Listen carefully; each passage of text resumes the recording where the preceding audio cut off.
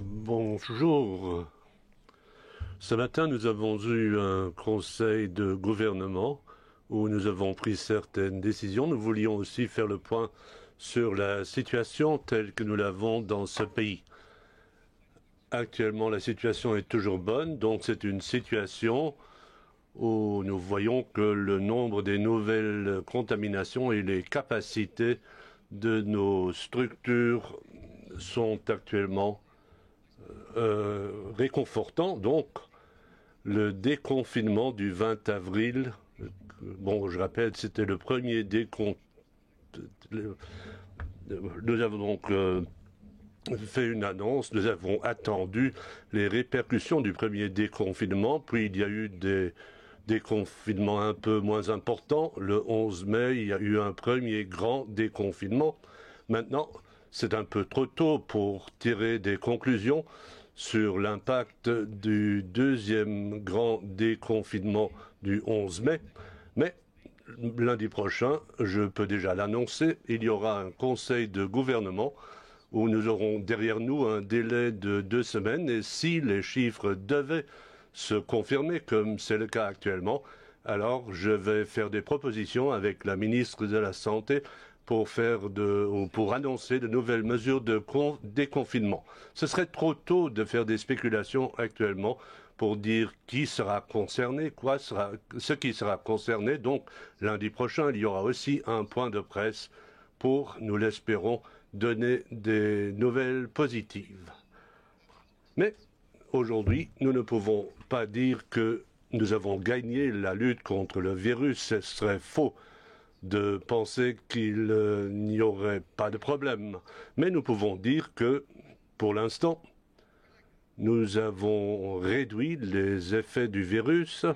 Nous pouvons dire que les mesures prises ont des effets positifs sur les chiffres. Je suis convaincu qu'à Luxembourg, nous avons opté pour la bonne stratégie. Il a fallu opter pour cette stratégie rapidement, dans le consensus, avec les différentes instances, et je suis certain que nous avons pris la bonne décision qui nous permet maintenant de rester dans un déconfinement. Cela reste toujours un chemin de la solidarité, de la responsabilité, et si nous avons réussi jusqu'ici, tous ensemble, c'est le message qui est important pour l'avenir. Et nous savons, même si je dis que pour l'instant les chiffres ont une évolution positive, qu'il y a quand même une série de personnes qui ont des nouvelles moins positives. Nous avons réalisé le déconfinement, il y a encore une série d'établissements qui restent fermés et nous savons que pour beaucoup de personnes, actuellement, il y a une question d'existence, de qualité de vie.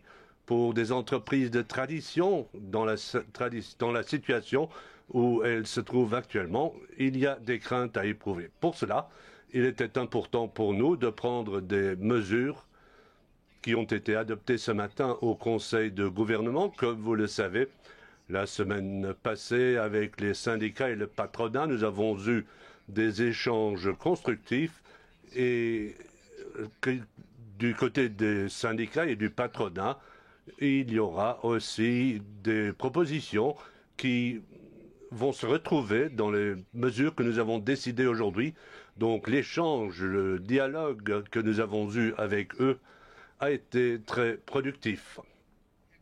Monsieur Gramegna va ce soir, avec les deux vice-premiers ministres, présenter ces mesures et messieurs Delles et messieurs Fayot, le ministre de l'économie et des classes moyennes, vont organiser une conférence de presse vendredi pour aller plus dans le détail des mesures que nous avons retenues.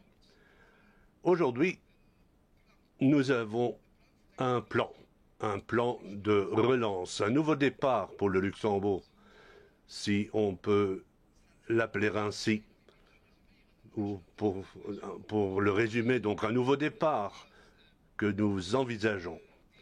C'est une grande partie de mesures qui auront un impact de 700 à 800 millions d'euros qui vont venir s'ajouter aux aides directes qui ont été décidées jusqu'ici. Comme je l'ai dit, les dernières semaines, nous avons eu un paquet de stabilisation qui a été décidé. Maintenant, il importe d'avoir une relance qui s'impose, donc un nouveau départ pour le Luxembourg. Permettez-moi de vous présenter ce paquet dans trois grandes priorités. Tout d'abord, les emplois, le maintien des emplois et encourager aussi le retour au travail. L'ADEME nous a donné des chiffres ce matin. Notre but consiste à avoir aussi peu de personnes que possible dans le chômage et aussi, en raison de l'impact du Covid, nous ne pouvons pas nous permettre que les écarts sociaux ne s'augmentent en raison de l'impact de cette crise. Une deuxième priorité concerne les entreprises qui sont le plus concernées dans ces secteurs qu'il faut continuer à soutenir et aussi une relance économique durable. Ce matin, nous avons adopté le PNEC. Nous nous sommes fixés des objectifs au niveau de la réduction des émissions de CO2 et des énergies renouvelables et nous voulons aller dans cette direction. Et dans cette relance économique, il importe pour nous d'avoir un impact durable. Donc, comme je l'ai dit, le maintien des emplois dans les secteurs qui sont le plus concernés par la fermeture, là, il faut les soutenir par différents mécanismes. Un mécanisme, c'est le chômage partiel structurel pour les secteurs les plus concernés. Les entreprises qui sont concernées par la crise pourront, à partir du 1er juillet, avec une procédure numérique, demander un chômage partiel. Le gouvernement a aussi décidé ce matin qu'un fonds de relance et de solidarité pour entreprises sera créé.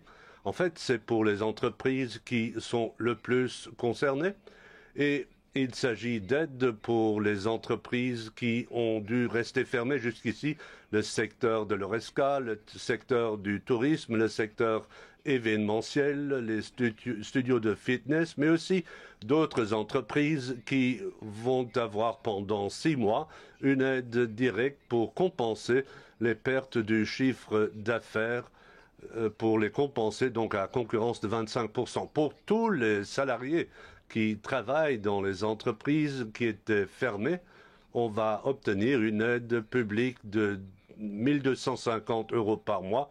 Pour chaque salarié en chômage partiel, une aide de 250 €.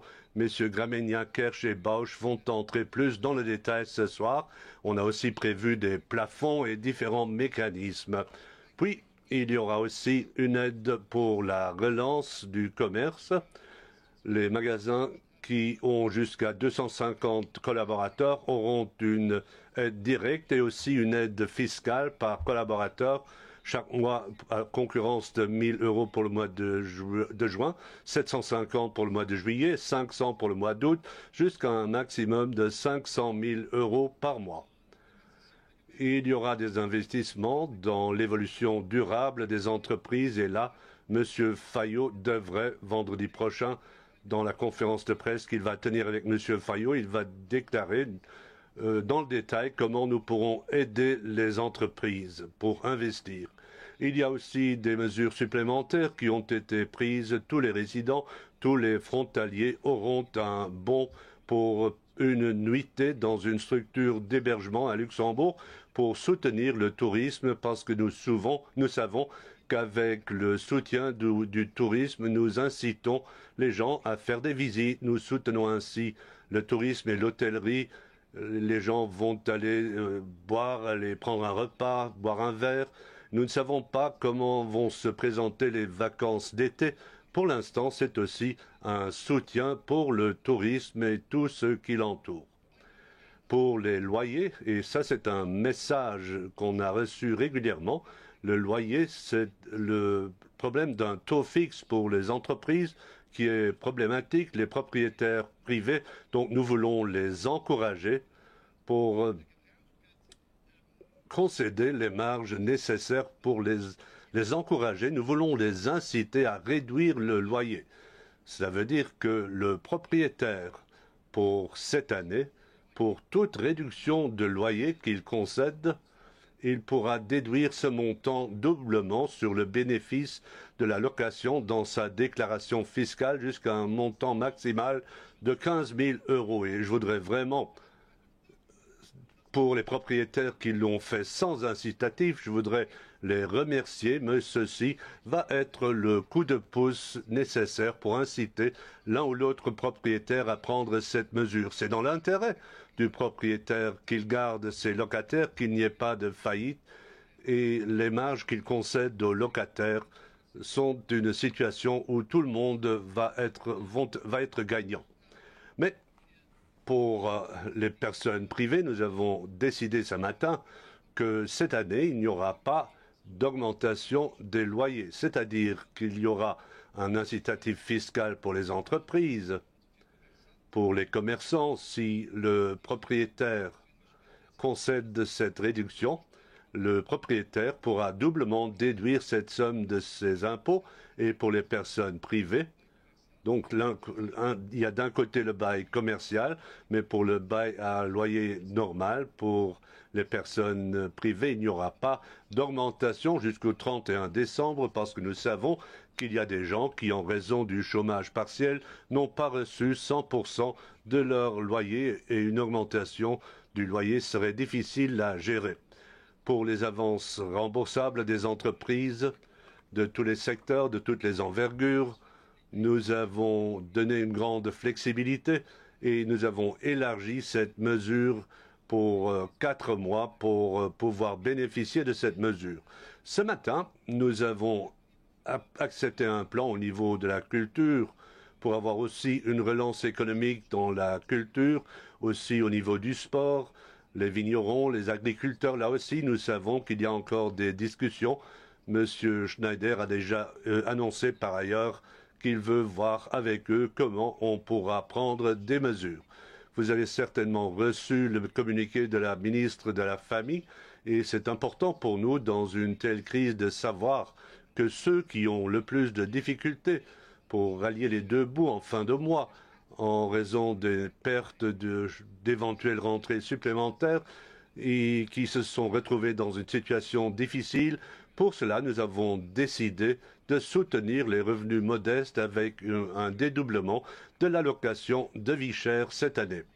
Puis, nous avons décidé ce matin que le congé pour soutien familial sera légalisé, aura donc une base légale parce que nous savons qu'il y a des structures d'accueil qui sont fermées, donc des structures d'accueil où les gens ont été obligés de s'occuper des personnes concernées, des personnes handicapées ou des personnes adultes aussi handicapées, ou encore d'autres structures ou des personnes qui ont passé la journée dans des structures ouvertes. Et là aussi, en raison de ces fermetures, on pourra demander le congé pour soutien familial avec la possibilité de s'occuper des personnes concernées. Pour les étudiants, au niveau des bourses, nous avons aussi des limitations avec le nombre de semestres et la durée pour bénéficier d'une bourse et nous avons décidé de prolonger ce délai pour que les étudiants, parce qu'ils ne peuvent pas présenter leurs examens, ou parce qu'ils ont des problèmes pour aller à l'université, ou parce qu'on leur a dit qu'il n'y a rien, qu'il n'y a pas d'examen, donc pour que les étudiants ne perdent pas les aides du jour au lendemain. Je vous ai dit, c'est une relance durable parce que nous sommes d'avis que pour les défis qui nous attendent, je voudrais rappeler d'ailleurs que dans quelques semaines, le Green Deal sera fixé. Nous voulons le faire dès aujourd'hui. Pour nous, c'est important que l'engagement que nous avons pris par rapport aux générations futures, par rapport aux soucis des gens, nous voulons une société où nous encourageons la population pour prendre des mesures durables pour la population et aussi pour les entreprises, si on opte pour la mobilité douce, l'électromobilité, les camionnettes, les voitures, les bicyclettes ou donc les vélos normaux.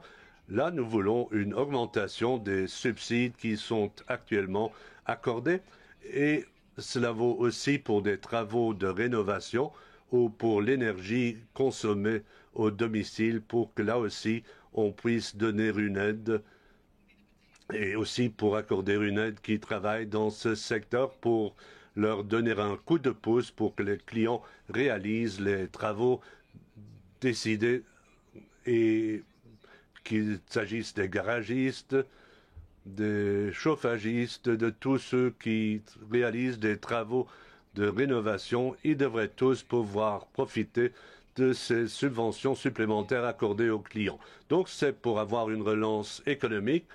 D'un côté, on a vu comment nous voulons aider le citoyen, comment nous voulons simplifier la consommation, comment nous voulons soutenir la consommation. D'un autre côté, nous voulons aider les entreprises. Cela ne suffit pas de dire les boutiques seront ouvertes si personne ne s'y rend pour réaliser un acte de commerce. Bon, alors cela ne suffit pas. Pour nous, c'est important d'essayer de maintenir le pouvoir d'achat des gens avec les mesures que nous avons prises. Donc, pour les prochaines étapes, lundi prochain, conseil de gouvernement, où j'espère que si l'évolution des chiffres reste la même qu'actuellement, j'espère que nous pourrons annoncer de nouvelles mesures positives. Vous savez que pour l'instant, nous visons le 1er juin, mais cette date peut être reportée ou avancée. Et c'est important que le 25, nous ayons des analyses précises pour prendre la responsabilité, aussi pour prendre les bonnes décisions qui garantissent le bon équilibre. Puis, un point. Bon, vous savez que nous avons parlé des textes de pandémie, des textes de Covid-19. Pour nous, le gouvernement, il est important de réussir à garder le consensus, la solidarité que nous avons eue depuis le début de la crise. Ce n'est pas possible que le gouvernement dise c'est un texte, nous voulons 31 voix et peu nous importe ce que dit l'opposition. Non. Nous avons toujours visé le texte qui aura le plus grand support possible. C'est pour cela que nous avons eu un échange avec la Chambre avant de voter pour un avant-projet. L'avant-projet sera présenté au Conseil de gouvernement lundi prochain avec une série de modifications. Maintenant, il s'agit de 2 projets qui seront votés, c'est prévu ainsi. Et donc, nous aurons 2 projets, mais ce n'est que lundi que nous allons les adopter définitivement, où nous allons nous fixer les règles normatives qui restent importantes pour un certain temps. Pour les délais, tout ce que nous avons discuté ouvertement dans la Chambre, le fait qu'au début, on devait pouvoir réagir rapidement avec de nouveaux événements. S'il devait y avoir une deuxième vague, une situation où le gouvernement devrait agir dans l'urgence, la Chambre nous a annoncé qu'elle est très flexible pour participer aux travaux et donc nous allons pouvoir discuter et légiférer avec eux sur les projets de loi et nous pensons que c'est la manière la plus transparente pour réaliser ces textes. Comme je l'ai déjà dit, nous avons aussi consulté les syndicats et le patronat à Zenningen.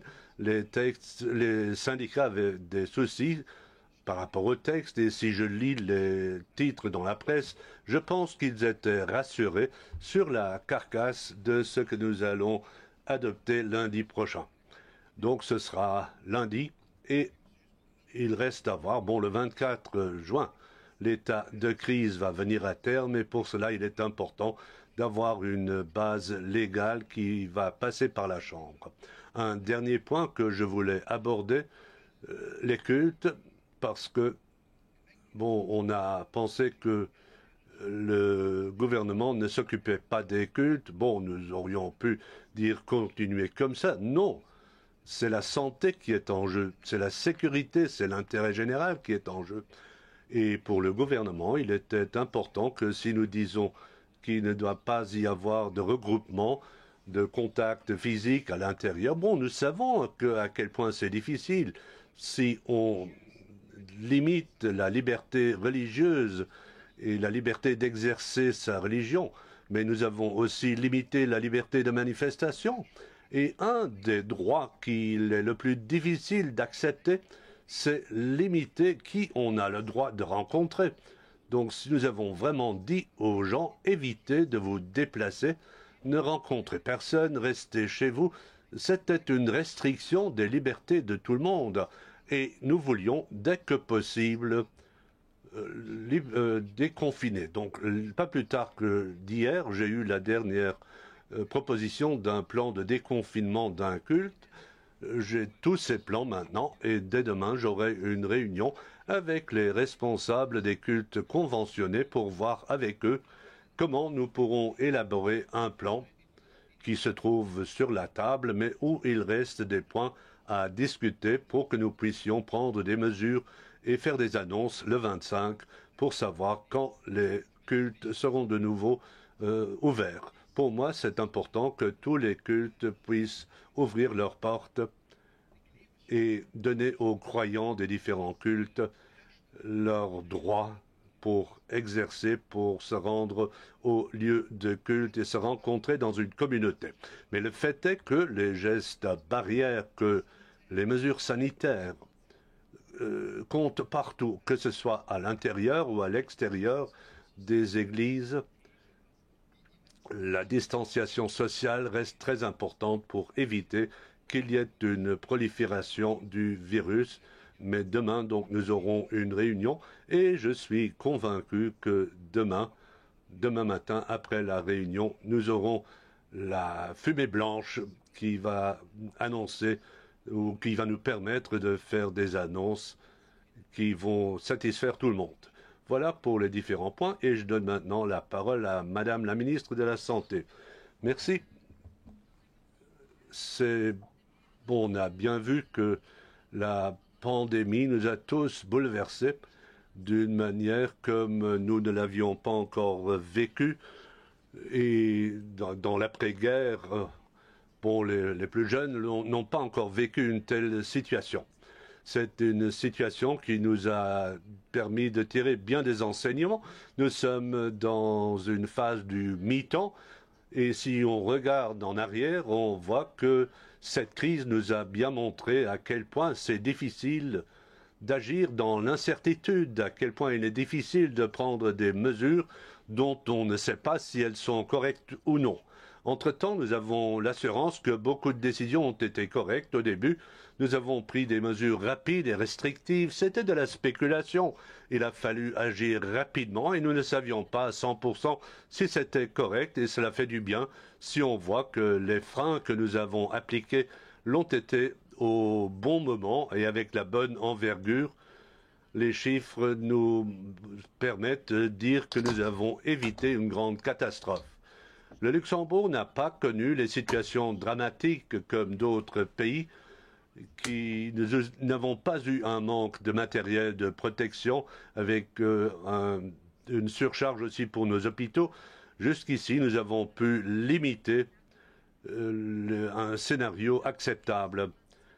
La présence du virus est limitée, on le voit tous les jours avec les chiffres, il y a une baisse constante, c'est très positif, le nombre des patients dans les hôpitaux diminue aussi. Parfois il y en a un peu plus, mais par principe il y a diminution et c'était notre résultat ciblé et il y a peu de personnes dans les soins intensifs et nous avons rapidement pu intervenir pour les effets secondaires de ces mesures pour voir au fur et à mesure comment on pouvait faire. Nous savons que le virus est toujours là, la pandémie existe toujours, avec des conséquences sur l'économie et sur la société, avec les mesures prises en place pour combattre le Covid. Dans une première phase, nous avons voulu freiner. Nous avons eu un seul objectif, tirer le frein à main. Et aujourd'hui, notre objectif est un autre. Maintenant, donc, notre objectif, c'est de ne pas faire comme si de rien n'était, mais il importe de limiter la propagation du virus et parallèlement introduire de nouveau la normalité dans la mesure du possible pour rencontrer le virus de manière à l'affaiblir. Il va toujours être présent. L'objectif consiste à lentement réduire ses effets avec des obligations que nous prenons pour éviter que le virus ne se propage. Donc il faut toujours rester prudent et responsable.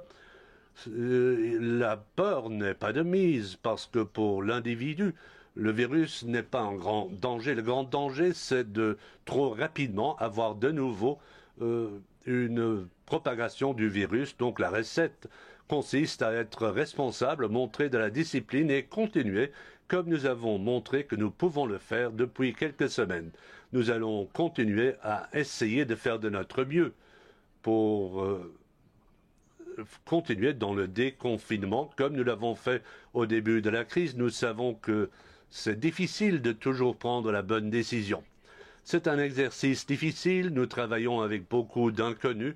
Le virus nous surprend tous les jours avec de nouveaux enseignements dont il faut tenir compte.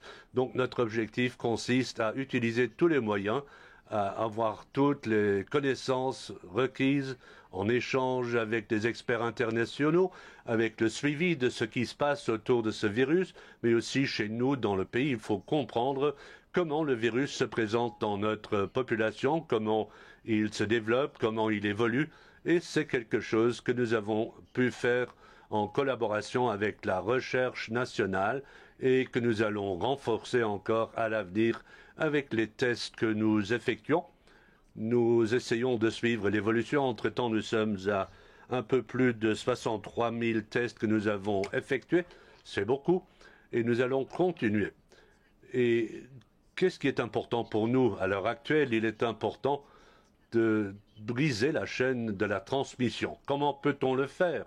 En gardant de la distance. Ce n'est pas une recette miracle, ce n'est pas une panacée depuis que nous nous sommes vus pour la dernière fois.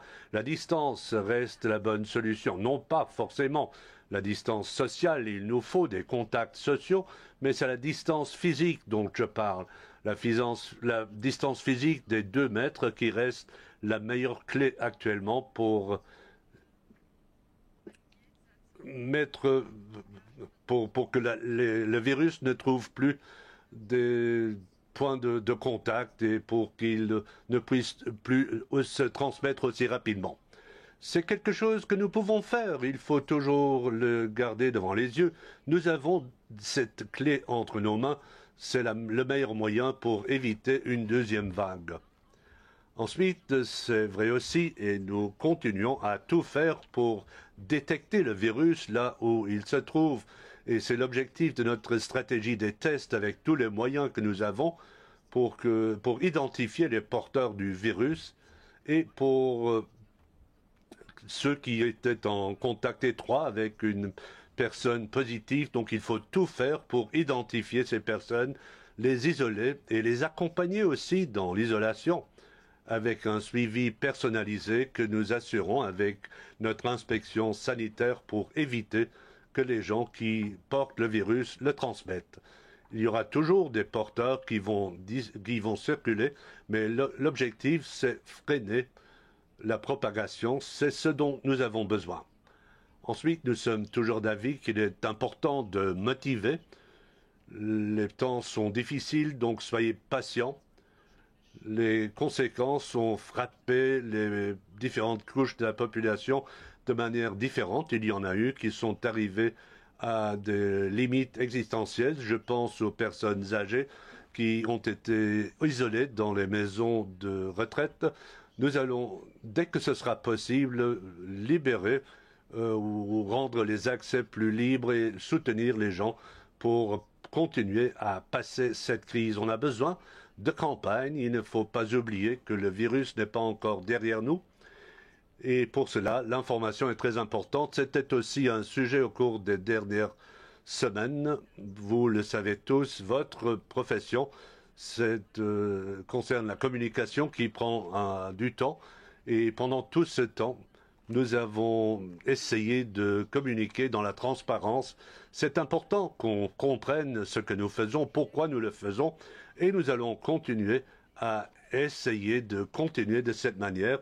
Nous avons beaucoup appris dans cette crise et pour nous, c'était un grand défi aussi de communiquer l'incertitude. Le micro ne fonctionne plus. Micro ne fonctionne plus.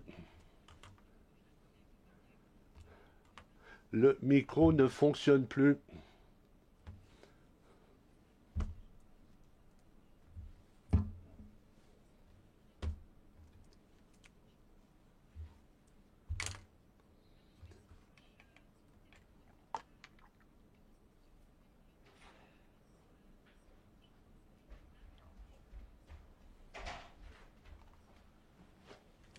micro de l'orateur ne fonctionne plus.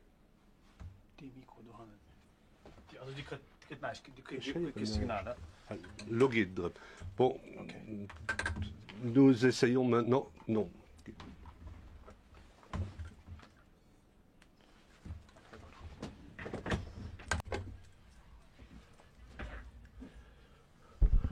Voilà, je reprends.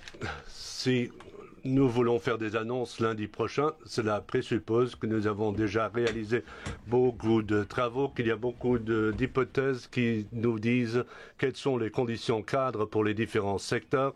Nous sommes en train de travailler avec les différents secteurs pour voir comment on pourra encadrer les déconfinements pour être prêt le moment venu pour être opérationnel. Et dans un même ordre d'idées, nous avons essayé de tirer un bilan de notre stratégie de test que nous avons réalisé jusqu'ici. Nous avons eu souvent un échange et là aussi, vendredi prochain, on va faire un bilan qui va en même temps nous donner une bonne base pour pouvoir annoncer des mesures lundi prochain.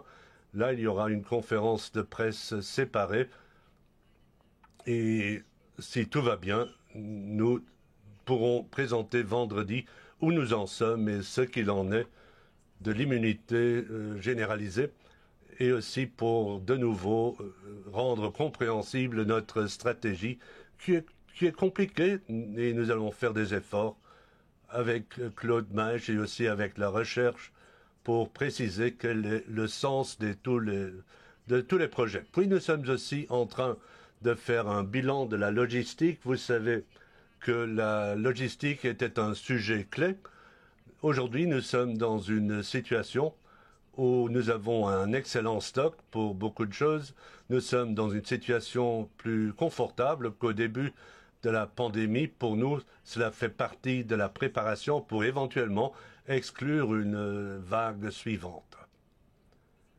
Et nous sommes aussi en train d'évaluer notre réserve sanitaire. Vous savez que au cours des dernières semaines, beaucoup de personnes ont travaillé à des emplois qui ne sont pas leurs emplois habituels. Beaucoup de personnes volontaires qui retournent maintenant peu à peu dans leurs activités normales, ce qui représente pour nous un nouveau défi pour comprendre comment se présente notre réserve sanitaire sans ces personnes et ce que nous pouvons faire pour l'avenir parce que le personnel va rester un élément critique. Au niveau sanitaire, nous avons aussi beaucoup de congés de maladie, plus qu'à des époques normales, et il y a énormément de besoins. Donc c'est aussi un dossier dont nous devons nous occuper. Et pour le reste, nous sommes occupés de nous échanger pour mettre en place un secteur de la santé avec les acteurs pour tout faire pour que les activités normales puissent de nouveau retrouver une normalité. Et alors, donc, nous avons beaucoup d'échanges avec les différents acteurs, avec les médecins, les hôpitaux, pour voir comment nous allons faire pour éventuellement affronter une deuxième phase pour vraiment réagir. Nous avons beaucoup appris avec les premières expériences que nous avons faites et nous sommes confiants pour trouver de bonnes solutions pour une prochaine phase qui ne doit pas forcément être identique à la première phase. Nous avons des expériences dont il faudra profiter. Et dans ce contexte, je voudrais dire qu'entre-temps, les centres de soins avancés sont beaucoup moins fréquentés et nous avons décidé à partir du 29 mai de fermer les centres de soins avancés d'Ettelbruck et de Grevenmacher. C'est une nouvelle positive dans ce contexte. Il n'y a plus que peu de personnes qui s'y rendent et nous pouvons prendre cette décision. C'est un pas optimiste en direction de la normalité. Pour Esch, il y aura un léger décalage.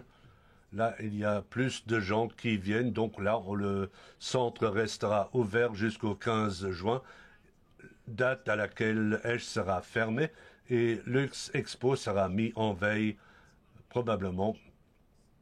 Donc les halls de la Lux Expo seront disponibles pour réouvrir le cas échéant pour pouvoir réagir rapidement et recommencer lentement.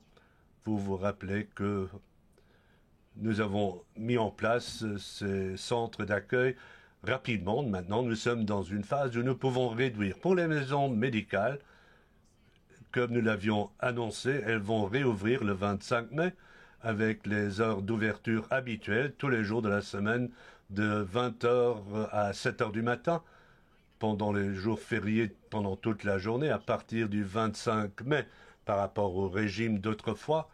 Le système téléphonique, bon, on aura une plateforme de téléphone pour prendre rendez-vous par téléphone pour éviter que les gens ne s'y rendent en trop grand nombre. Et nous avons aussi constaté que, heureusement, il y a eu moins de questions. Nos hotlines, qui ont fait beaucoup de travail pendant les dernières semaines, sont beaucoup moins sollicités. Et là aussi, on va réduire les horaires.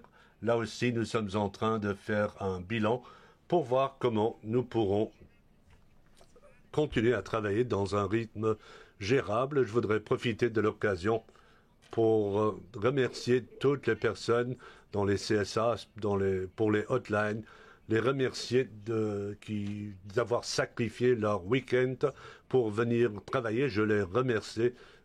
C'était un énorme signe de solidarité.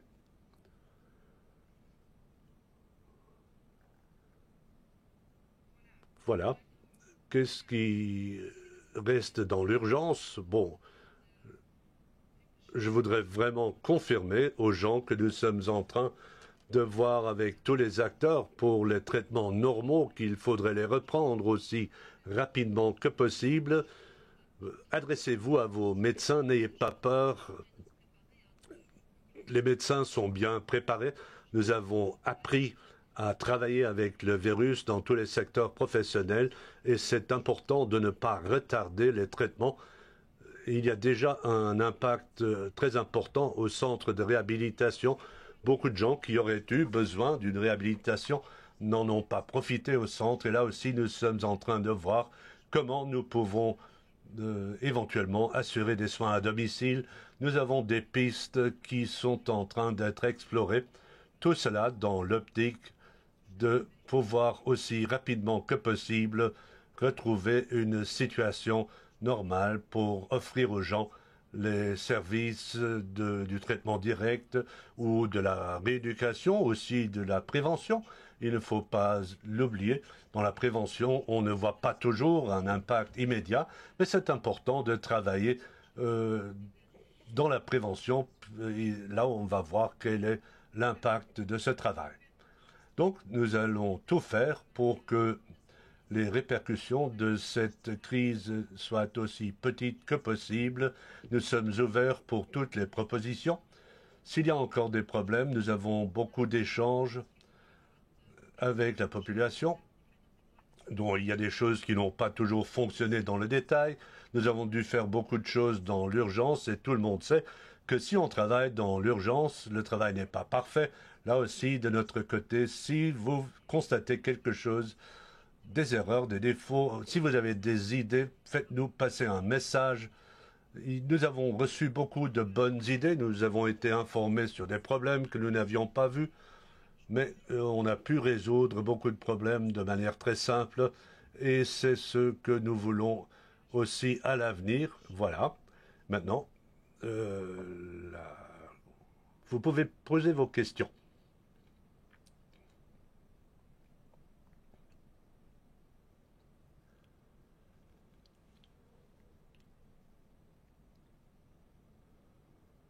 Bonjour. J'ai quelques questions.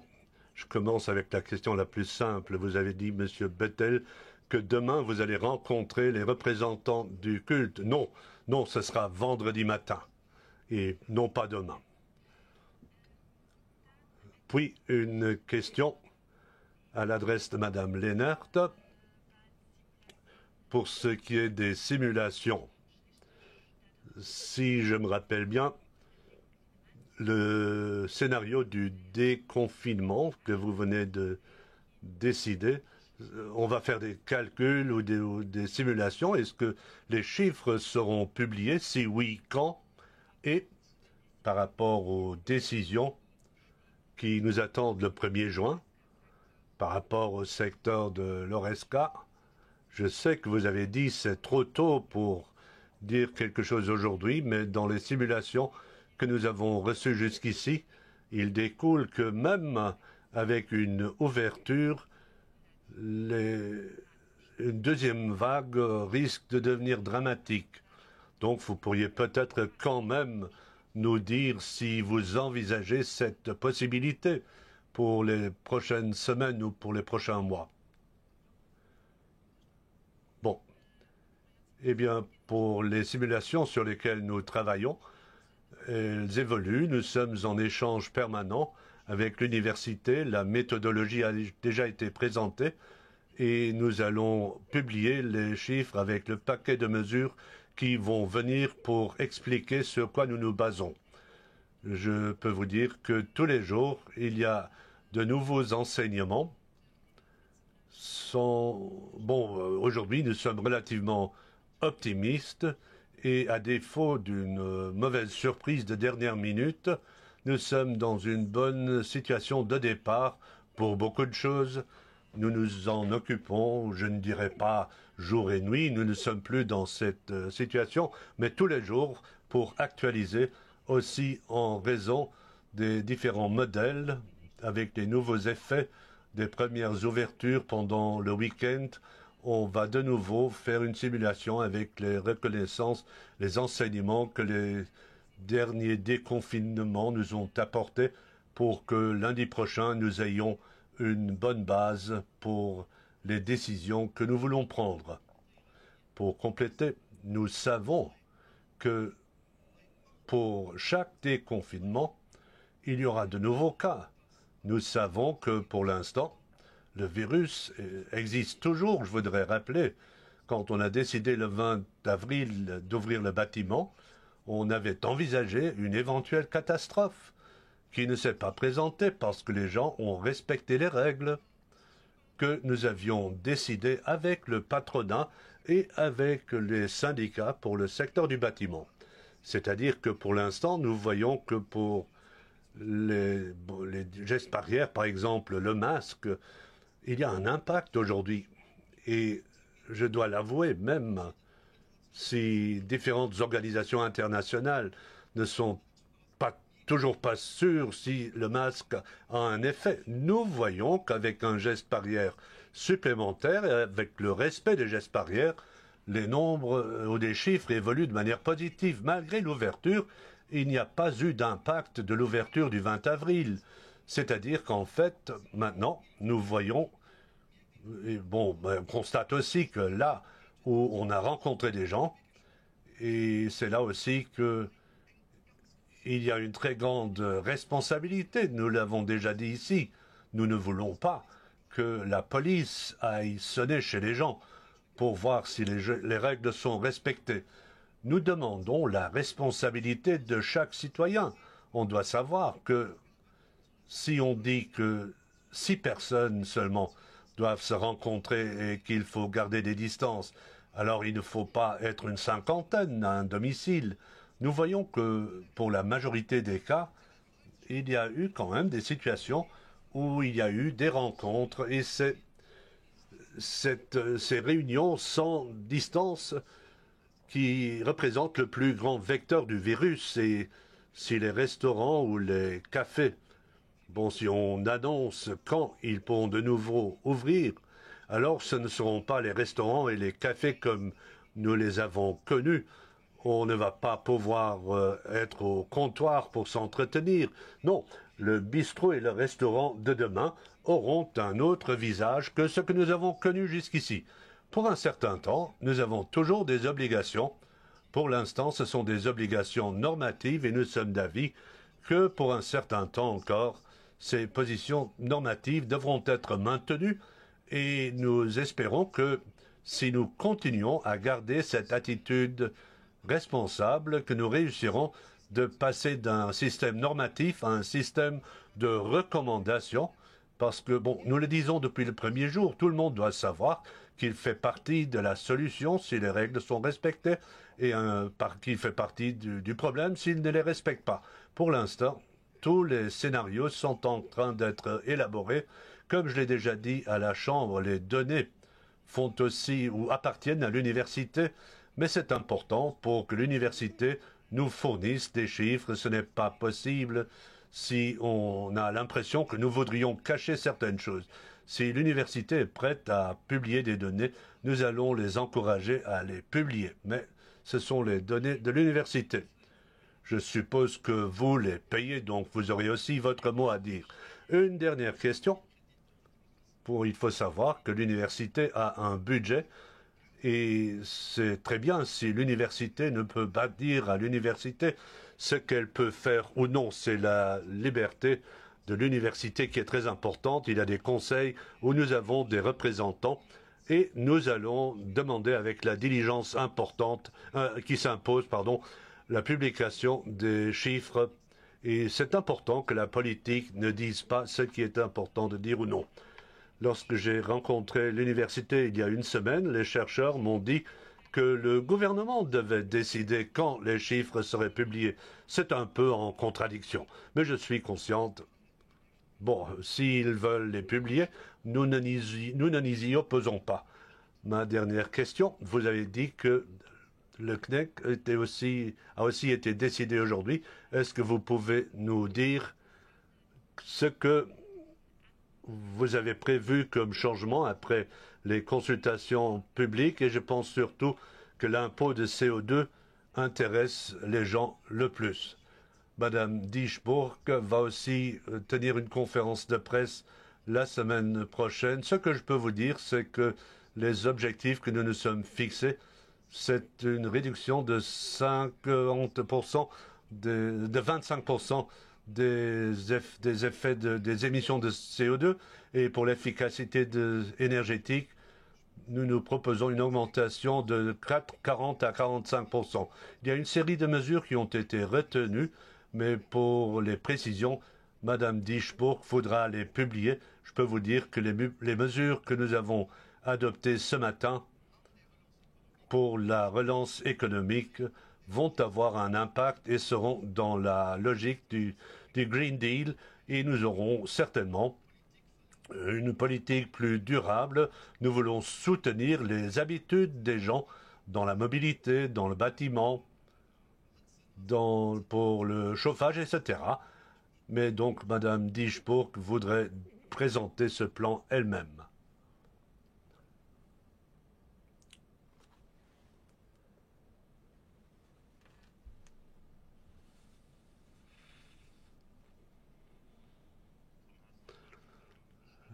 J'ai une question par rapport aux simulations dont vous avez parlé, Madame Lehnert. Luxair a aussi ouvert certains vols en direction de Stockholm. La Suède a été un des pays où il y a eu le moins de confinement. Comment est-ce qu'on a décidé d'ouvrir des vols vers Stockholm? Parce que le virus y est largement propagé. Est-ce qu'on n'a pas le risque de le ramener ainsi à Luxembourg et de déclencher une vague internationale? Nous n'avions pas de limitation jusqu'ici pour les vols, donc ce n'est pas un nouveau moment ou une décision que nous aurions prise. Il s'agit de pays où ils ont eu une autre politique.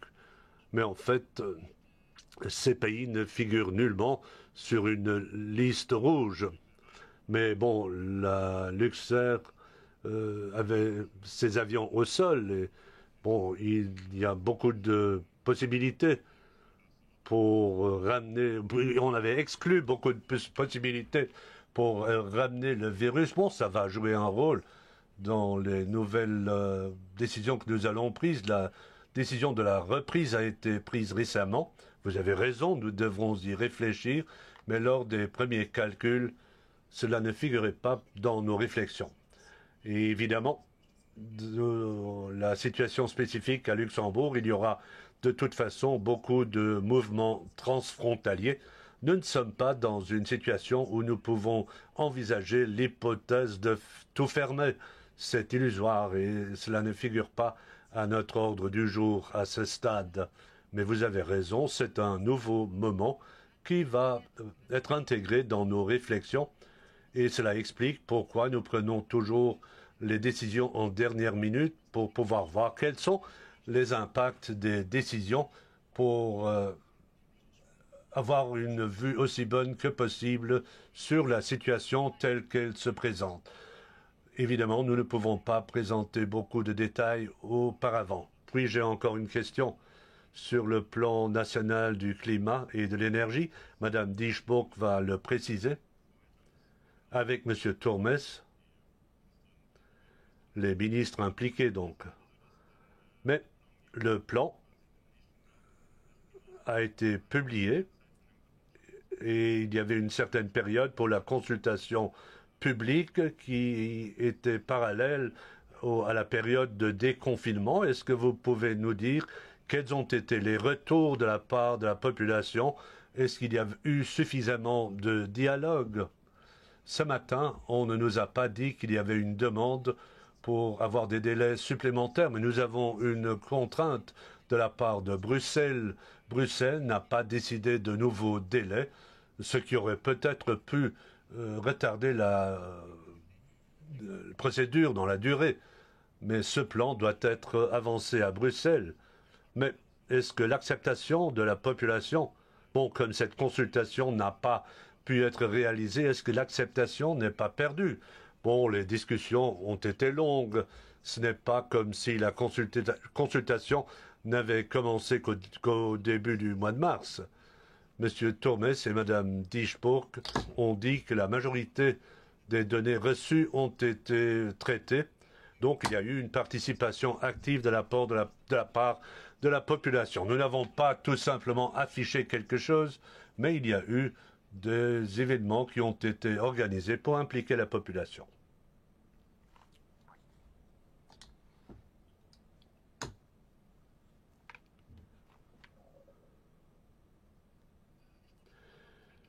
Je voulais poser une question par rapport aux frontières. L'Allemagne est ouverte, mais il reste la Belgique et la France, où ça ne fonctionne toujours pas. Monsieur Hasselborn était d'avis que prochainement, nous pourrions de nouveau aller en Belgique. Est-ce qu'il y a un nouveau moment? Monsieur Hasselborn nous a informé sur ce point ce matin. Il nous a dit qu'il était en contact avec ses collègues belges. En Belgique, ils ont un conseil de sécurité où les régions et les différents ministres sont représentés. Il y a des gouvernements qui nous demandent une ouverture. Et bon, ce conseil-là, il semble comme s'il prenait des décisions après avoir appris les décisions des différents pays. En fait, il n'y a pas trop de différence par rapport aux pays voisins. Donc, en fait, on demanderait un tourisme pour traverser la frontière pour des activités qui sont encore interdites chez eux. Bon, de manière concrète, nous n'avons pas encore une date de la part de la Belgique.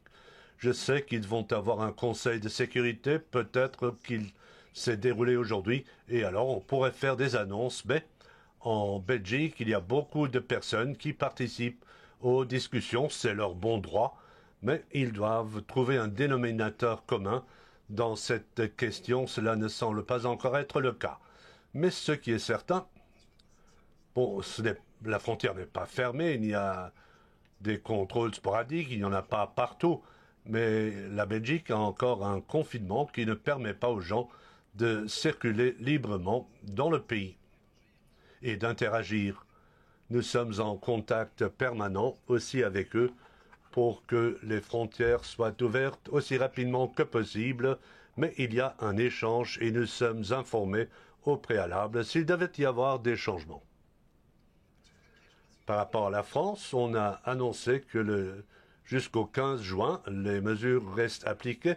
Si on devait avancer une ouverture, ce serait dans notre avantage. Nous avons des contacts avec les responsables de la région, de la grande région. Nous avons eu des échanges. Il y a pour avoir une certaine coordination, mais en France, c'est une décision qui est prise à Paris. Et pour l'instant, le 15 juin est la date annoncée. Mais tout ce qui pourra se faire avant sera meilleur. Bon, M. Hasselborn nous a dit qu'il avait des espoirs pour une ouverture en Belgique plutôt qu'en France. C'est ce qu'il nous a dit ce matin. Bonjour, une première question à Madame Lehnert. Hier, 2 laboratoires privés ont, dans une lettre ouverte, critiqué la stratégie de test et aussi votre déclaration que la première série de tests n'a pas été performante. Est-ce que vous pouvez donner des précisions ou réagir par rapport aux 2 laboratoires privés qui se sont manifestés hier? Évidemment, je le sais. Effectivement, j'avais utilisé une formulation qui était malheureuse quand nous avons parlé des nouveaux tests, parce qu'il y a des différences entre les tests. Cela ne veut pas dire forcément que les uns sont meilleurs que les autres, mais c'est une autre génération de tests. Et évidemment, les tests qui sont toujours utilisés sont très bons et dignes de confiance. Et la différence, bon, je me le suis fait expliquer, ce n'est pas au niveau des quotas d'erreur dont tout le monde peut être rassuré. Les tests remplissent leur objet, mais ils reconnaissent le virus plus rapidement, si j'ai bien compris. Mais ce n'est pas pour autant que la qualité en serait remise en question. Il n'y a pas lieu d'être préoccupé. Ce n'est pas ce que j'ai voulu dire quand j'ai dit que les autres tests étaient meilleurs. J'aurais peut-être dû utiliser une autre terminologie. Et maintenant, vendredi, dans une conférence de presse, il y aura d'autres détails aussi de la part des chercheurs. Est-ce qu'il est prévu que tous les laboratoires seront inclus pour la grande stratégie de test? Bon, nous l'avions déjà dit plusieurs fois. Vous savez que les dérogations ont été exprimées pour pouvoir réagir rapidement. Elle est limitée dans le temps et de toute façon, c'est une soumission tout à fait normale qui sera faite par la suite. C'est en tout cas l'avis de la commission des soumissions par rapport à ce projet. C'est une autorisation limitée à un maximum de 3 mois et je suppose que le retour à la normalité va se présenter pour les soumissions. Et puis pour le Premier ministre, l'initiative du Premier ministre français et de la chancelière allemande pour les 500 milliards a été acceptée de manière différente. Les pays qui étaient opposés jusqu'ici pour dire qui étaient contre ce projet, quelle est votre position? Est-ce que vous êtes optimiste pour que tout cela puisse trouver un consensus européen? Nous sommes positifs par rapport à toutes les initiatives qui réussissent à créer la solidarité. Et je pense que la chancelière allemande et le président de la France se sont mis d'accord sur une ligne, qui est un signal fort de la part de 2 nations très importantes en Europe qui se sont mis d'accord pour annoncer cela. Parce que, bon, je comprends. Le fait est que ce dont nous avons besoin, c'est tout d'abord la solidarité. À défaut de solidarité, le projet européen n'est pas celui qu'on avait envisagé. C'est un projet de paix, un projet de solidarité, agir en commun. Mais je peux comprendre qu'on dise il faut qu'il y ait des limites sur ce qui est demandé s'il y a une relance économique, s'il y a une aide pour les secteurs touchés. Cela ne doit pas être pour compenser des erreurs commises au cours des 20 dernières années. C'est pour voir comment nous pouvons aider les pays dans le milieu hospitalier où des pays étaient plus concernés parce qu'ils n'avaient pas les infrastructures nécessaires. Et troisièmement, on doit aussi avoir un certain contrôle. On doit voir que l'argent est utilisé à bon escient. Le problème, c'est que les uns ne veulent pas de solidarité et il y en a d'autres qui ne veulent pas de contrôle. Et alors, il faut voir comment nous allons réussir. Et bon, j'avais parlé avec Madame van der Leyen cette semaine. Et en agissant ensemble, en donnant à la Commission européenne du mandat pour obtenir de l'argent, alors une piste serait en prenant des garanties pour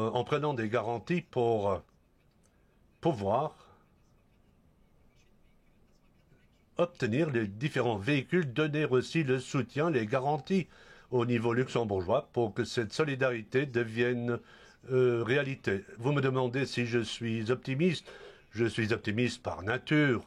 Je dois l'avouer, ce qui rend la vie plus facile souvent, mais je suis aussi souvent déçu et je dois vous dire que au cours des dernières semaines, au cours des derniers mois, on a quand même eu au niveau de l'ECOFIN des mesures qui ont été prises, qui sont allées dans la bonne direction. Donc mon optimisme existe toujours et j'espère que les quatre... Bon, il y en a de tous les partis, noir, bleu, rouge, vert, tous les gouvernements de tous les bords. On doit quand même réussir à trouver un chemin raisonnable. Et l'Europe, c'est un projet où si un pays va mal, il faut être solidaire pour qu'il puisse s'en sortir. Nous n'avons pas tous été frappés de la même manière par la crise. Nous ne demandons rien pour seulement donner, mais pour aider les autres.